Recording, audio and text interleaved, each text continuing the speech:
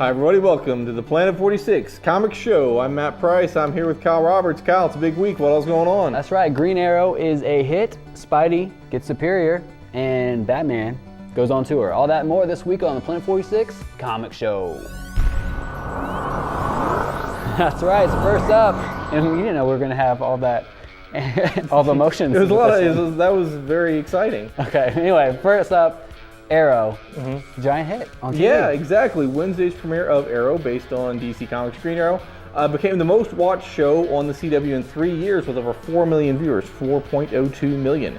The show stars Stephen Amell as Oliver Queen, who becomes Green Arrow in the comics, and DC also plans a comic series tie-in that'll also be called Arrow. So a lot of people watching this. Yeah, and that leads to our question of the day. Did you watch Arrow? Yeah. And if so, what do you think about it? What did you think? Are you interested? Are you going to catch it? Did you catch it? Leave us a comment below. Perfect. And topic number 2, Spider-Man is superior.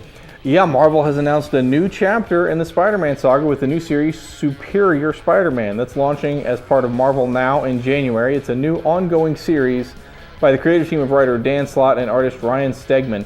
And Marvel's being a little cagey. Is this going to be Peter Parker? Is this going to be someone else?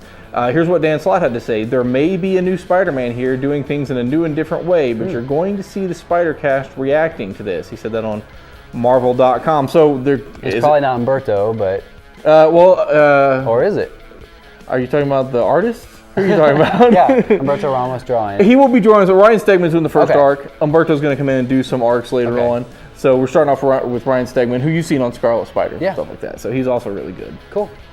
And then final topic, Batman Live. There's me right there in front of the Batmobile. Batman Live rocks Oklahoma City with, is that Bruce Wayne? Who is that? Batman Live opened its Oklahoma City stand Wednesday night at the Chesapeake Energy Arena. And the show continues through Sunday, featuring stunts, pyrotechnics, illusions, video screen sequences, all set in a 3D Gotham City landscape. It's an all-ages Batman adventure. It's filled with acrobatics and theatricality. And it was written by former Tulsan Alan Heinberg, who we've talked about some of his comics on the show before. It's a lot of fun. If you have kids especially, it's a lot of fun. But even if you can just sort of access your inner child, which Kyle and I obviously can, it's a lot of fun. It's a big fun show. Sweet. Let's get into the review file. Yeah, let's do it.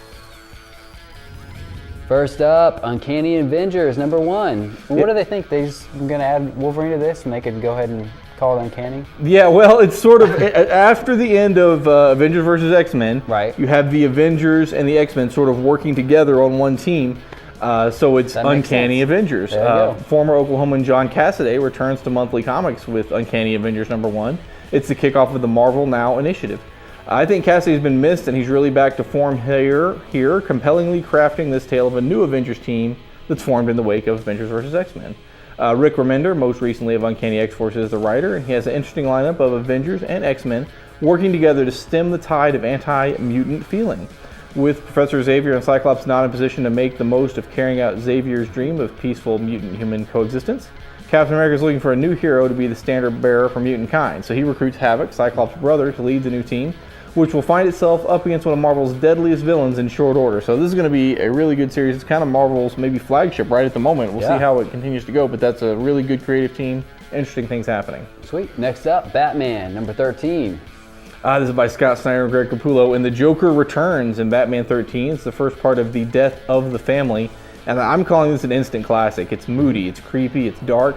Batman's caught off guard by the chilling reappearance of his deadliest foe, who has some new tricks up his sleeve and an entirely new look. An equally chilling backup story focusing on Harley Quinn only adds to the overall intensity of the package. That backup story is written by Snyder with James Tynion IV, with art by Jock. The comic's well done in each department, with colors and lettering adding to the ambiance created by artist Greg Capullo, working from Scott Snyder's story. The Joker has returned to retrieve his face, which was removed by the doll maker back in the New 52 Detective Comics #1, and his goal is to take out Batman's family.